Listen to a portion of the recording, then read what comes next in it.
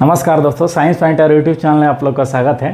तो आज इस वीडियो का जो प्रश्न है वो पहला प्रश्न जो है वो गोलीय दर्पण से संबंधित प्रश्न है। प्रश्न कुछ इस प्रकार है कि एक गोलीय दर्पण के परावर्ती पृष्ठ के मध्य एक बिंदु होता है जिसे खाली स्थान कहते हैं। अब पहला ऑप्शन है ध्रुव, दूसरा ऑप्शन है फोकस और तीसरा ऑप्शन है त्रिज्या और चौथा ऑप्शन है द्वारक। तो गोलीय दर्पण जो होता है उसके परावर्ती पृष्ठ, परावर्ती या परावर्तक पृष्ठ जिससे प्रकाश किरण का परावर्तन होता है उसे परावर्ती पृष्ठ या परावर्तक पृष्ठ कहते हैं। तो गोलीय दर्पण के परावर्ती पृष्ठ के मध्य बिंदु या केंद्र को हम लोग ध्रुव कहते हैं। तो इसलिए इस प्रश्न का जो सही आंसर होगा ऑप्शन पहला होगा, ध्रुव। अब हम इस वीडियो के अगले प्रश्न पे आते हैं। तो अगला प्रश्न कुछ इस प्रकार है कि इनमें से किसमें परिवर्तन करके किसी पदार्थ को एक अवस्था से दूसरी अवस्था में परिवर्तित किया जाता है, जिसमें से पहला ऑप्शन है आयतन, दूसरा ऑप्शन है घनत्व और तीसरा ऑप्शन है आकार और चौथा ऑप्शन है तापमान।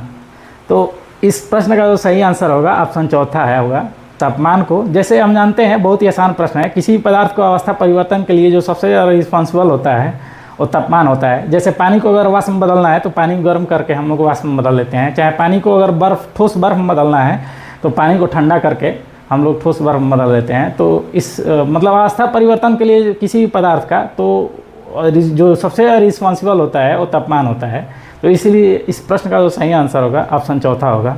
तो एक और आसान प्रश्न कर लेते हैं। प्रश्न कुछ इस प्रकार है कि इनमें से कौन सा एक रासायनिक परिवर्तन है, जिसमें से पहला ऑप्शन है मक्खन का खट्टा होना, दूसरा ऑप्शन है CO2 से सूखी बर्फ बनाना, तीसरा ऑप्शन है प्लेटिनम तार गर्म होना, चौथा ऑप्शन है लोहे का चुंबकीकरण। तो इस प्रश्न का जो सही आंसर होगा ऑप्शन पहला होगा, मक्खन का खट्टा होना एक रासायनिक परिवर्तन है। बाकी जो नीचे के तीन ऑप्शन है वो भौतिक परिवर्तन है। जैसे CO2 को अत्यधिक दबाव देकर हम लोग सूखी बर्फ बनाते हैं, जो कि दबाव हटा लेने पर पुनः वो CO2 में परिवर्तित हो जाता है, तो इसलिए भौतिक परिवर्तन हुआ। प्लेटिनम तार गर्म हुआ है तो पुनः वो ठंडा हो जाएगा, वह अभी एक भौतिक परिवर्तन हुआ। लोहे को अस्थायी चुंबक के संपर्क में रखते हैं तो कुछ देर के लिए उसमें चुंबकत्व गुण आता है, लेकिन पुनः वह अपनी पुनः उसमें से चुंबकीय गुण खत्म हो जाता है, तो यह भी एक भौतिक परिवर्तन हुआ। तो इस प्रश्न का जो सही आंसर होगा ऑप्शन पहला होगा।